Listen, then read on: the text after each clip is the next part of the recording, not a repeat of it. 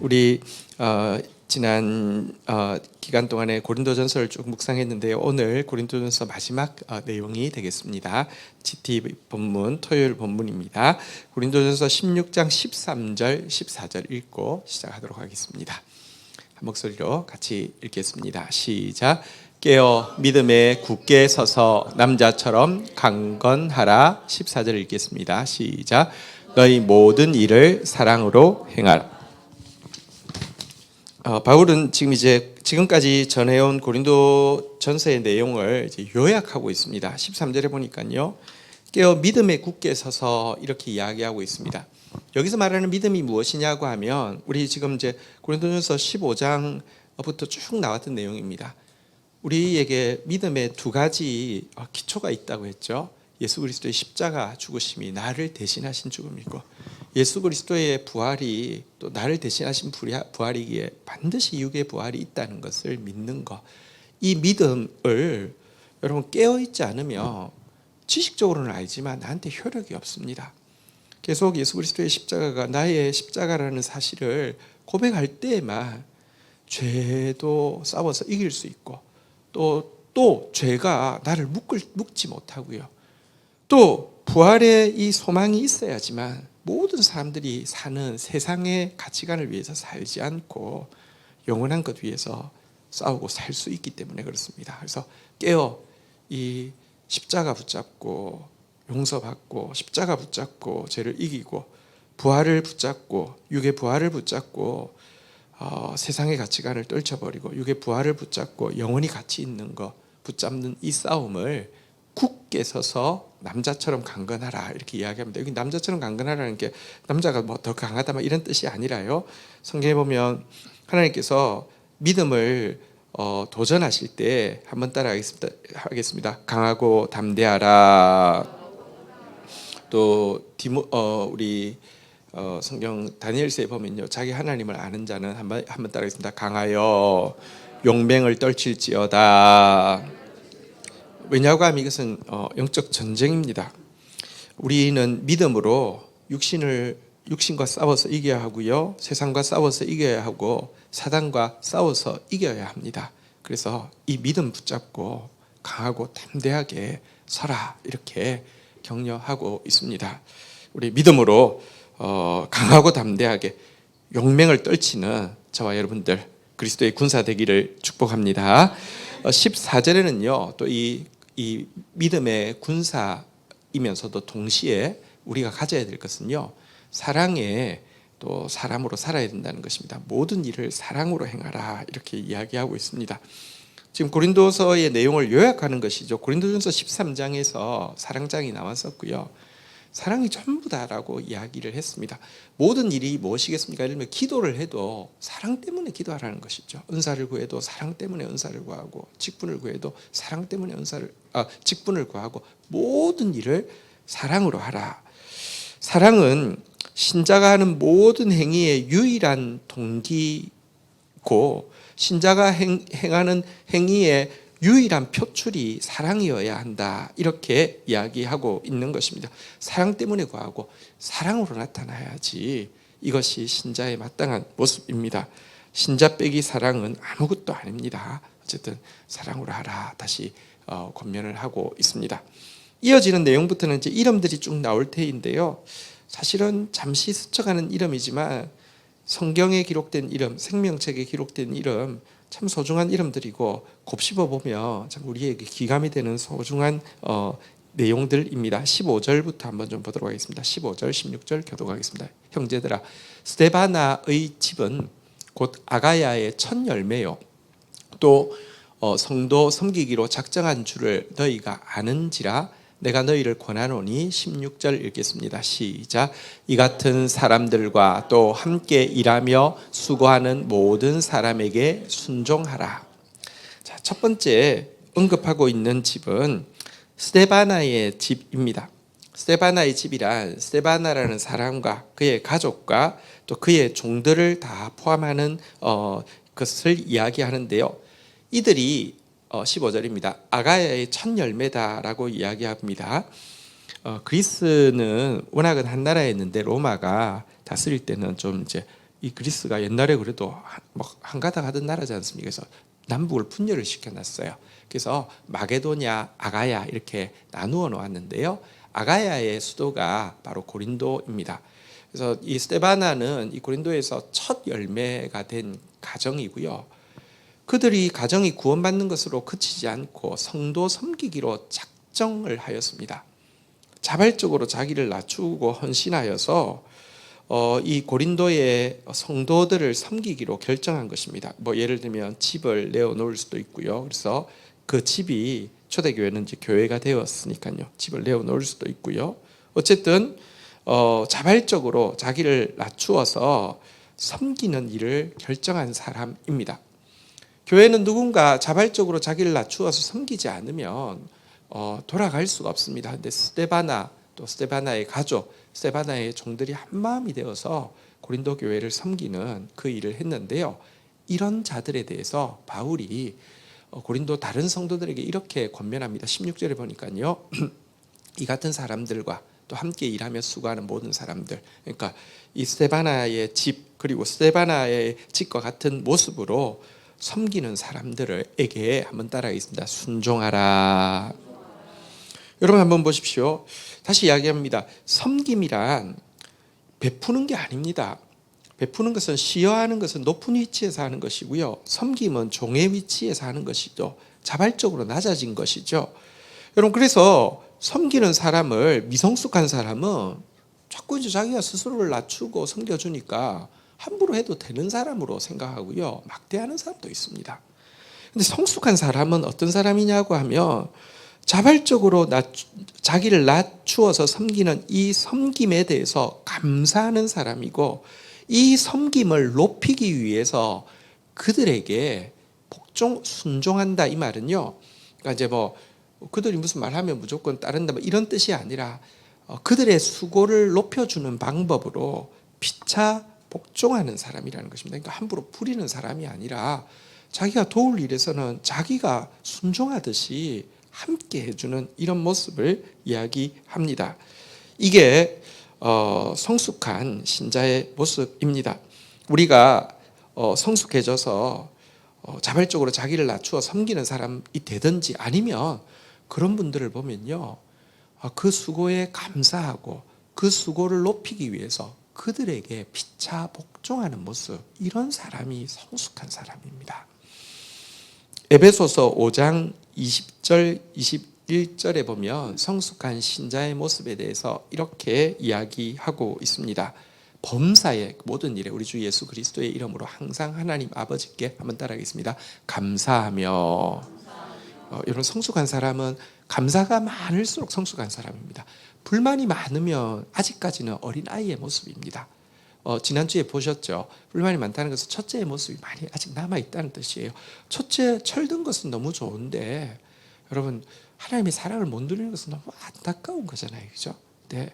성숙한 신자가 누구냐? 항상 감사하는 사람이고 21절 한번 볼까요? 그리스도를 경외함으로 한번 따라하겠습니다. 피차 복종하라. 여러분 복종하는 사람이 낮은 사람이 아니라 복종하는 사람이 성숙한 사람입니다. 그래서 감사하고 복종하라. 스데바나의 집 그들의 수고를 바울이 이렇게 높여주고 있는 것입니다. 또 17절에 보니까 또 한 가정이 나오고 있습니다. 17절 18절 한번 보도록 하겠습니다. 내가 스데바나와 브드나도와 아가이고가 온 것을 기뻐하노니 그들이 너희의 부족한 것을 채웠음이라. 18절 읽겠습니다. 시작. 그들이 나와 너희 마음을 시원하게 하였으니 그러므로 너희는 이러한 사람들을 알아주라. 자, 이 스데바나가 바울을 어떻게 섬겼는지 혹은 또 고린도 교회를 어떻게 섬겼는지 이제 이어서 나오는 내용이지요. 고린도 지역에서는 스데바나와 또 가족과 종들이 그 성도들을 이렇게 잘 섬겼다고 하면 그것으로 머무르지 않고 17절에 보니까 스데바나가요.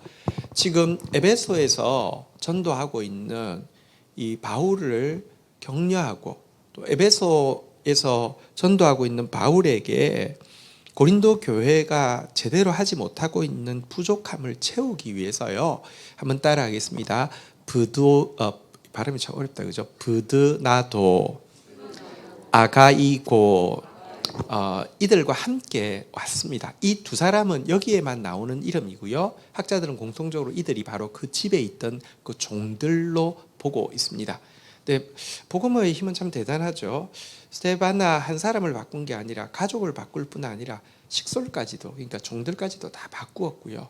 여기 브도나도 하고 아가이고 이런 사람도 기꺼이 이 일에 와서 그들의 부족을 채워 주었습니다. 그러니까 고린도 교회가 당연히 바울을 섬겨야 될 부분이 있는데 사실은 막 분쟁하느라고 막 폄하하고 그래서 못 채워주고 있는 게 많았는데요.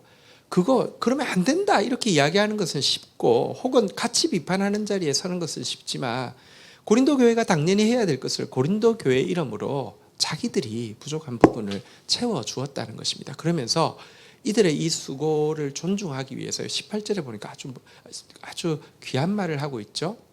그들이 나와 너희 마음을 시원하게 하였으니, 여기 마음을 시원하게 했다는 것은 영혼을 상쾌하게 했다는 것입니다.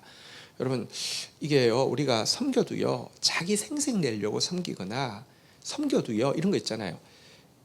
이게 참 저희는 지금은 이제 이렇게 좀 그렇지 않지만, 예를 들어 일반 교회들에서 되게 어려운 게, 예를 들면 이런 걸 한 게 누가 헌물을 했다고 쳐요. 그 다음부터는 영원토록 그거 못 치워요. 왜냐하면 이거는 내가 한 것이니까. 뭐 이런 게 돼요. 그거는 부족을 채워주는 게 아니라 자기를 드러내는 섬김이잖아요, 그죠? 그런 게 아니라, 여러분, 부족을 채운다는 것은요, 사실은 교회의 부족을 고린도 교회의 부족을 자기가 채운 것이니까 자기 이름이 날 것도 아니에요. 이런 섬김이요, 영혼을 상쾌하게 해주는 섬김이다, 이렇게 이야기합니다. 여러분, 섬겨도 그 섬김이요, 섬김 받는 사람들한테 못내 이렇게 뭔가 이렇게 구속당한 것 같고 뭔가 좀 이렇게 힘들고 이러면은 섬김이 아닙니다. 다시 이야기합니다. 섬김은 자발적으로 자기를 낮추는 것이고요. 그리고 부족한 부분을, 빈 부분을 채워주는 것입니다. 이것이 영혼을 시원하게 하는 것이다 라고 하면서 한번 따라하겠습니다. 이런 사람들을 알아주라. 여러분, 사람들에게 알아달라고 하면서 자꾸 하는 일이, 보통은 아까도 이야기했지만 예를 들면 이런 걸 한다니까요. 자기 이름으로 뭘 해놓는 게 진짜 이름이 난다고 생각합니다. 전혀 이름 안 납니다. 하나님 앞에서는 정말 아닙니다. 그런데요, 부족을 채우기 위해서 이름 없이 한 것은 사람들은 몰라줍니다. 그냥 무시하고 넘어갑니다. 그러나 하나님은요, 그것에 대해서 꼭 알아주십니다. 그러면서 성숙한 사람들에게는 그런 사람들을 귀하게 볼 줄 알 뿐만 아니라 그런 사람들을 알아주라, 이렇게 이야기합니다. 다시 힘들지만 도전을 해보겠는데요.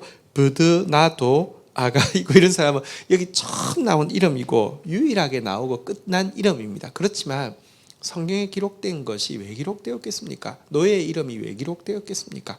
하나님이 알아준다는 증거잖아요, 그죠? 주님이 알아주시는 그런 섬김할 수 있는 사람이 되기를 원하고요. 또 그런 사람들을 알아주는 그런 성숙한 성도들 되기를 주의 이름으로 축원드립니다. 또 19절부터도 또 이름이 나옵니다. 한번 19절 한번 보겠습니다. 19절 20절 교독하겠습니다. 아시아 교회들이 너희에게 문안하고 아굴라와 브리스가와 그 집에 있는 교회가 주 안에서 너희에게 간절히 문안하고, 20절 읽겠습니다. 시작. 모든 형제도 너희에게 문안하니 너희는 거룩하게 입맞춤으로 서로 문안하라. 자, 이제 문안을 전하고 있는데요. 어떤 문안을 전하고 있냐면 19절에 보니까 아시아의 교회들이 문안한다, 이렇게 이야기합니다. 여기 아시아의 교회란 소아시아 지역을 이야기하는데요. 지금 에베소가 소아시아 지역에 있잖아요. 그래서 에베소 교회의 문안을 전한다, 이런 말이 될 수 있는데 굳이 왜 에베소 교회라고 하지 않고 아시아 교회들이 문안한다라고 했냐고 하면 사실은 참 특별한 은혜가 있었기 때문에 그렇습니다. 에베소 지역에 두란노 서원이라는 서원이 세워지고 이곳에서 성경을 가르쳤는데요. 이곳에 사람들이, 소아시아에 있는 하나님 말씀 배우기 원하는 사람들이 모여서 이곳에서 말씀을 배우고는 자기 지역으로 가서 개척을 했습니다. 그러니까 바울이 가지 않았는데 개척이 된 것입니다. 예를 들면 그것 대표적인 교회가 골로새 교회고요. 또 골로새 교회가 개척할 뿐만 아니라 그 또 이웃 지역인 라오디게아 교회, 히에라볼리 교회를 또 개척하고 해서 바울은 에베소에서 하나님 말씀을 충실하게 전했는데 그 영향으로 소아시아 지역에 많은 교회들이 생기게 되었습니다. 한번 확인해 볼까요? 사도행전 19장 9절에 보면 이렇게 나옵니다. 사도행전 19장 9절부터 보면요. 어떤 사람이 마음이 굳어 순종하지 않고 무리 앞에서 이 돌을 비방하거늘 바울이 그들을 떠나 제자들을 따로 세우고 두란노 서원에서 날마다 강론하니라. 10절 같이 읽겠습니다. 시작. 두해 동안 이같이 하니 아시아에 사는 자는 유대인이나 헬라인이나 다 주의 말씀을 듣더라. 어쨌든 이 두란노 서원에서 소아시아에 사는 정말 말씀을 배우기 원하는 사람 다 모여와서 그 말씀을 듣게 되고요. 그렇게 해서 예를 들면 골로새서 4장 13절에 보면요. 골로새서 4장 13절에 보면 골로새 교회가 그가 너희와 라오디게아에 있는 자들과 히에라볼리에 있는 자들을 위하여 많이 수고하는 것을 내가 증언하노라라고 하면서 이제 바울이 에바브라디도 이런 이제 지도자들을 보내면서 그들이 바울 대신에 골로새, 라오디게아, 또 히에라볼리 이런 교회들을 섬기고 있는 것에 대해서 이야기하고 있는데요. 이렇게 교회들이 막 세워졌기 때문에 딱 한 교회, 에베소 교회의 이름으로 문안하는 것이 아니라 소아시아의 교회의 이름으로 문안을 하고 있습니다. 근데 여기서 사실은 참 하나님의 법칙에 대해서 한 가지를 보게 됩니다. 사실 바울이 2차 전도 여행 때 이 소아시아에 전도하려고 애를 많이 썼습니다. 그래서 굉장히 상식적이고 순차적으로 1차 전도를 갈라디아 지역을 했는데 갈라디아는 지금 터키 반도의 동부를 이야기한다고 하며 터키 반도의 서부가 바로 소아시아가 있습니다. 그러니까 당연히 1차 전도 여기까지 했으니까 2차 전도 여기 하려고 했고요. 특별히 이 소아시아 지역에는 유대인들이 많이 살았기 때문에 꼭 가고 싶어 했는데 성령이 계속 막는 겁니다. 계속 막아가지고는요. 드로아에 딱 왔는데 환상이 보이기를 건너편 그 그리스 반도 북쪽에 있는 아가야에 이게 남쪽에 있는 마게도니아의 사람이 자기들을 막 부르고 사실 뭐 북쪽에 있는 남쪽에 인종은 갔습니다. 자기를 부르면서 건너와서 도우라고 하니까 자기 생각을 내려놓고 1차 갈라디아 2차 점프해가지고 그리스를 했습니다. 그러니까 내 생각에는 1차, 2차, 3차 얼마나 좋아요. 그리고 여기는 유대인들도 많다고요. 그러니까 조금씩 너무 처음부터 이방인 잘 모르니까 이렇게 생각했는데요. 하나님 1차, 2차 하고 나서 3차를 하겠는데요. 지금 에베소에 와 있는데 근데 이게요. 하나님이 맞습니다. 하나님은요 전부를 보시기 때문에 어디가 복음을 더 간절히 필요하는지도 알고 계시고요. 또 하나님은요 언제 그들이 준비되는지도 알고 계십니다. 하나님 생각할 때는 바울이 생각할 때는 2차 때 가야 되는데 하나님 볼 때는 준비 안 됐고요. 거꾸로 이쪽은 준비되어 있었습니다. 그래서 가게 하셨는데 순종하고 갔더니 3차 때는요 자기가 직접 다 돌아다니실 필요도 없이 두란노에서 가르치는데 전체로 퍼져나가게 되었습니다. 그러니까 이게요 내가 하면 전부 다 내가 해야 됩니다. 힘듭니다. 그 열매도 별로 없고요. 근데요 주님의 때에 주님의 방법대로 하면요 너는 그냥 여기 있는데 하나님이 일하게 하시는 것을 하나님이 보게 하셨습니다. 그래서 아시아 교회 이름으로 문안할 때 바울의 마음에 대단히 큰 감동이 있었을 것입니다. 여러분 기도해 주십시오. 저는 사실 GT 운동을 쭉 하면서 왜 PD책들이 많은데 그 GT를 하느냐? GT가 이제 그라운드 툴 삽을 이야기합니다. 그러니까 성도들이 성경을 손으로 파지 않고 삽으로 파면 훨씬 더 깊이 팔 거 아니에요, 그죠? 삽을 하나씩 들려주자 이 취지입니다. 왜냐하면 한국 교회가 이렇게 무너지는 것은 말씀을 제대로 모르기 때문입니다. 말씀 모르는 교회만큼 내 백성이 지식이 없어서 망한다 그랬잖아요. 그죠? 그래서 정말 하나님 말씀 바르게 알게 하기 위해서 모든 성도들에게 하나님 말씀 몰라서 그랬다는 말 못하도록 삽 하나씩 지워주는 게 GT 사역의 목표입니다. 그리고 하나님 은혜로 30년이 넘는 시간을 이 일을 계속하도록 해주셨습니다. 그리고 사실은 성경 정권이 다 준비되어 있습니다. 그런데 하나님의 때가 내게로 돌아오리라 그랬는데 되면은요, 저는 한 곳에서 가르치는데 온 세계가 와서 배우고 온 세계가 말씀으로 다시 세워지는 일이 하나님이 하시면 가능하다고 믿습니다. 근데 이게 같은 소망이 되어야지 하나님이 일하십니다. 또 때가 되면 일하고 싶어서 기도하게 하시고요, 꿈꾸게 하십니다. 여러분, 제가 한 15년 전인 17년 전인가 8년 전에 분당 우리 교회에서 한 10주간 이제 세미나를 이렇게 예배를 10주를 연속으로 해서 세미나를 한 적이 있는데, 그러니까 벌써 18년 전 원고니까 되게 오래된 것이죠. 그리고 그때 하고는 그냥 사장해 두었죠. 그냥 왜냐하면 한 설교가 너무 길다 보니까 어디 딴 데 할 데도 없고 그냥 사장해 뒀는데, 갑자기 이찬수 목사님이 그 책으로 좀 내면 좋겠다고 진지하게 고려해 보라고 갑자기 뜬금없이 그렇게 하셔가지고 지금 갑자기 이제 원고를 다시 다듬고 있는데, 그런 생각이 들었어요. 그때만 해도 18년 전만 해도요, 지금 이대로 가면 한국 교회 위기입니다, 괜찮다고 하지만 이거 큰일 납니다라는 내용이었는데 18년 후에 보니까 큰일 납니다가 아니라 큰일 났습니다. 지금 진짜 다 무너지게 되었고요. 그 원인은 거기서도 깊이 있는 말씀 운동에 헌신하지 않으면 다 무너집니다 그랬는데, 진짜 그 진단이 맞았습니다. 말씀 없고요. 지금 기독교인들은 이렇게 많지만 사실은 한국 사회를 무너뜨리는데 주범 역할을 하고 있는 게 기독교입니다. 말씀 없이, 게다가 교만 들어가니까 대책이 없습니다. 근데 다시 성경에 보면 진짜 말씀 가진 한 사람의 옷자락을 10명이 붙잡고 너희 하나님이 너와 분명히 함께함을 보았노라, 우리도 함께 가겠노라라고 하면서 오라 우리가 여호와의 산에 올라 하나님의 전에 이르자 주님의 도를 배우고 주님의 길로 행하리니 율법이 시온에서 주의 말씀이 예루살렘에서 나올 것임이라 그랬는데, 그런 날이 주님의 때에 바울이 이렇게 고백하고 있는 것처럼 그런 일이 있기를 기대하고 또 중보를 부탁드립니다.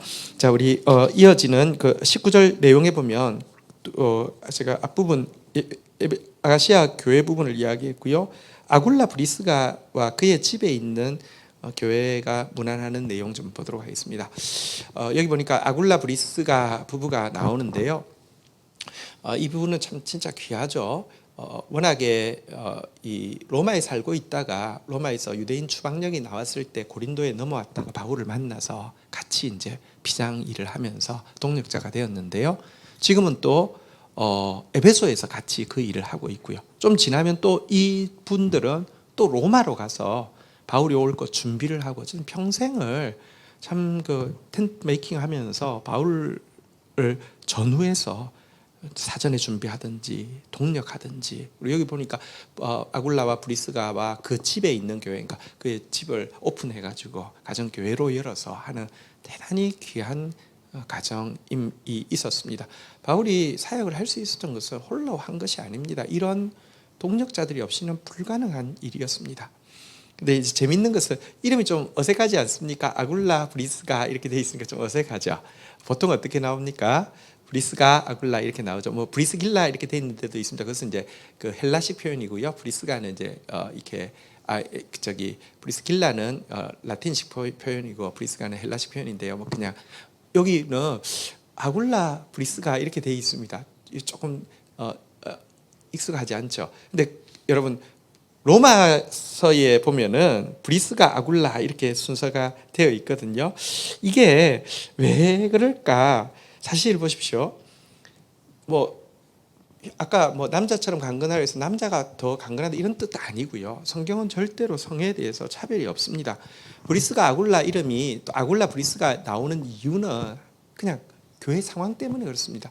고린도 교회는 여성이 굉장히 리더십을 많이 쥐고 너무 좌우하다 보니까 조금 잘못되어지는, 왜냐하면 아담의 신앙이 엄청 강한 곳이어서, 그래서 그 고린도 교회니까 여자는 교회에서 잠잠할지어다 이렇게 이야기를 했던 교회이기 때문에 여기서는 아굴라 브리스가라고 하면서 형제 이름을 먼저 앞세우고 있지만, 로마 교회는요 그런 교회가 또 아니다 보니까 브리스가 아굴라 이렇게 이름을 또 사용하고 있는 것을 보게 됩니다. 우리는 언제나 뭐랄까요, 어떤 주장은 계속 다투게 되는데, 여러분 사랑은 어디나 맞출 수 있습니다. 그러니까 그런 상황이기 때문에 이렇게 이름을 쓴 것을 알 수 있습니다. 우리 이렇게 이제 브리스가 아굴라의 안부도 묻고 있고요. 21절 한번 보도록 하겠습니다. 21절, 22절 교독하겠습니다. 나 바울은 친필로 너에게 문안하노니, 22절 같이 읽겠습니다. 시작. 만일 누구든지 주를 사랑하지 아니하면 저주를 받을지어다. 우리 주여 오시옵소서. 바울은 눈이 너무 나빠가지고 이렇게 글씨를 거의 볼 수 없었다고 이야기합니다. 그러니까 편지는 주로 구술로 하게 되었는데요. 그렇지만 마지막에 이 구술이 내 거라는 것을 증명하기 위해서, 그러니까 위조 편지가 못 돌게 하기 위해서 친필로 마지막에 서명을 하는데, 서명에 에다가 바울 이렇게 쓰는 게 아니라 두 문장을 썼다는 것입니다. 첫 번째 문장은요, 한번 따라하겠습니다. 만일 누구든지 주를 사랑하지 않으면 저주를 받을지어다. 이렇게 한 절을 딱 쓰고요, 또 한 절을 썼습니다. 우리 주여 오시옵소서. 여러분, 우리는 주님 마땅히 사랑해야 합니다. 우리같이 은혜 입은 자가 주님 사랑하지 않는다고 하면 저주받아 마땅합니다. 이것은 자기 자신에게 하는 말이죠. 나같이 은혜 받은 사람이 주님 사랑하지 않는다면 나는 저주받아 마땅합니다. 이렇게 지금 이런 고백으로 자기 고백을 서명으로 쓴 것입니다. 근데 정말 사실 신자들 중에 주님 사랑하지 않고 세상 사랑하는 자도 너무 많고요. 혹은 첫째처럼 주님의 일은 하지만 주님의 사랑은 못 느끼는 사람도 참 많은 것 같습니다. 네, 여러분 정말 주님 사랑을 누리는 자, 그리고 주님을 더 많이 사랑하는 자가 저와 또 여러분들이 되기를 축복합니다. 그리고 두 번째 문장은요, 마라나타이죠. 주님, 아멘 주 예수여 오시옵소서. 아멘 주 예수여 오시옵소서. 여러분 세상은 좋아질 것이라는 희망을 가지기도 해야 합니다. 복음이 들어와서 내 개인의 삶이 바뀌기도 하고요, 교회를 통해서 사회의 삶이 바뀌기도 하지만, 궁극적으로 여러분 이 세상이 좋아지다가 하나님 나라가 임하는 게 아닙니다. 여러분 인간이 하는 것은 다 죄악되고요, 덧없습니다. 그리고 악합니다. 그래서 세상에 취해 있으면 안 되고요, 세상의 성장과 변화와 발전을 위해서 우리가 애쓰고 기여해야 하지만, 결국 참된 구원, 참된 사랑, 참된 평화는요, 참된 정의는요, 하나님이 오셔야 이루어집니다. 한번 따라하겠습니다. 우리 주여 오시옵소서. 마라나타 신앙, 주님 오시옵소서. 지금은 모든 면에서 주님 나라가 가까운 것을 우리가 피부로 느끼지만 여전히 이 신앙이 우리에게 많지 않습니다. 아멘 주 예수여 오시옵소서. 요한계시록의 또 마지막 고백이기도 하죠. 이 고백이 저와 여러분들에게 회복되기를 주의 이름으로 축복합니다. 마지막 절 읽고 마치도록 하겠습니다. 23절, 24절 우리 한 목소리로 같이 읽겠습니다. 시작. 주 예수 그리스도의 은혜가 너희와 함께하고, 24절 나의 사랑이 그리스도 예수 안에서 너희 무리와 함께할지어다. 자, 두 가지가 함께하기를 빌고 있네요. 첫 번째는 한번 따라하겠습니다. 은혜가 함께하기를 빌고 있고요. 두 번째는요, 한번 따라하겠습니다. 사랑. 은혜는 그리스도의 은혜를 지금 이제 먼저 이야기하고 있습니다. 그리스도의 은혜가 너희와 함께하기를 빈다, 이렇게 이야기하고 있습니다. 여러분 성경에 은혜라는 말이 참 많이 나오죠. 근데 신약 성경에서 은혜, 이 카리스라는 단어인데요. 이 카리스라는 단어가 152번이 사용됐는데 신약 성경 전체에서, 그러니까 복음서부터 시작해서 요한계시록까지 152번이 사용되어졌는데 그 중에 바울 혼자서 101번을 사용하거든요. 그러니까 3분의 1을 바울이 혼자 쓰고 있습니다. 그러니까 그에게 있어서 은혜라는 단어는 너무 소중했던 단어입니다. 우리 지난 그 묵상에 보면요, 고린도전서 15장 10절에 보면 3번 은혜를 고백하고 있는 것을 보게 됩니다. 고린도전서 15장 10절, 바울의 평생의 고백이죠. 같이 한번 읽겠습니다. 시작. 그러나 나의 나된 것은 하나님의 은혜로 된 것이니 내게 주신 그의 은혜가 헛되지 아니하여 내가 모든 사고보다 더 많이 수고하였으나 내가 한 것이 아니요 오직 나와 함께 하신 하나님의 은혜로다. 그러니까 내가 부름받은 것도 은혜고, 내가 다른 사람보다 더 많이 수고한 것도 은혜고, 그런데 내가 수고해도 열매 안 맺힙니다. 도리어 해독이 될 수도 있습니다. 또 중간에 변질될 수도 있습니다. 그런데 지금까지 또 할 수 있는 것도 은혜라고 이야기하면서 아예 처음부터 끝까지 중간도 다 모든 것이 은혜, 모든 것이 은혜라고 고백을 하고 있습니다. 그러니 그는 편지를 마무리하면서도 그리스도의 은혜가 너희와 함께하기를 원한다라고 이야기하고 있는데요. 그런데 제가 한번 말씀드린 적이 있는데 이 카리스라는 단어, 헬라어의 그 뿌리는요, 한번 따라하겠습니다. 카이로고요. 카이로는 뭐냐고 하면 가눌 수 없는 기쁨, 날뛸 수밖에 없는 즐거움이라는 뜻을 가지고 있는 단어입니다. 여러분, 왜 예수님이 은혜로운 줄 아십니까?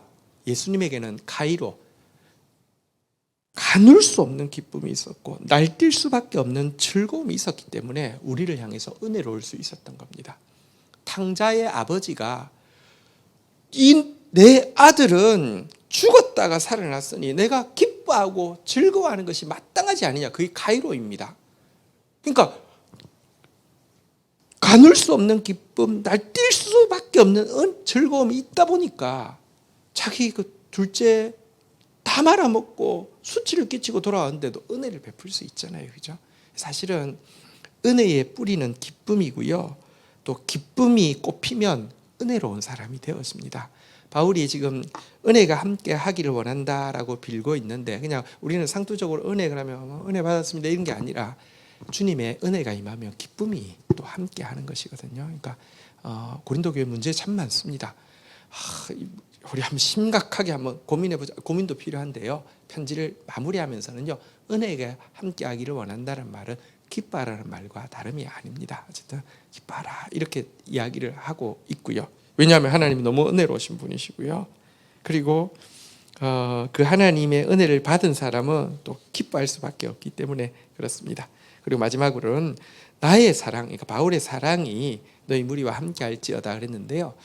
여러분, 나는 여러분들을 사랑합니다 이러지만 한번 따라하겠습니다. 그리스도 예수 안에서 내가 누군가를 직접 사랑하면요, 반드시 이 사람에게 유익이 되지 않거나 나에게 유익이 되지 않거나 다른 모든 사람에게 유익이 되어지지 않습니다. 근데 이게요, 중간에 다시 한번 따라하겠습니다. 그리스도 예수 안에서, 그리스도 예수라는 필터를 통해서 갈 때에는요, 축복이 되어지고 열매가 되어집니다. 그리스도인은요, 나와 남 직접 만남이 아니라 그 중간에 그리스도를 끼고 만나는 사람이, 이게 진짜 신자입니다. 그럴 때 열매가 맺히게 됩니다. 사랑이 통하게 됩니다. 우리 사랑이 진실하다 할지라도 사실은요, 진실해도 부족하기도 하고 진실해도 좀 뭐랄까요, 상처를 주기도 합니다. 그러나 중간에 그리스도 예수라는 필터를 통해서 그 사람을 사랑해도 내가 그리스도를 먼저 사랑하고 그리스도의 사랑을 덧입어서 사랑할 때에만 여러분 그 부족한 것이 좀 더 온전해지고요, 날카로운 것이 좀 더 부드러워져서 전달되어질 수 있는 것입니다. 오늘 우리 이 고린도서를 마무리하면서 이제 이 그 인사와 또 여러 사람들의 이야기, 또 은혜, 사랑, 또 믿음, 그리고 사랑 이런 것들을 또 나누는 장면을 보았습니다. 우리 같이 한번 찬양하고 또 말씀 붙잡고 기도로 반응하며 나가도록 하겠습니다. 자리에서 한번 같이 일어서시겠습니다.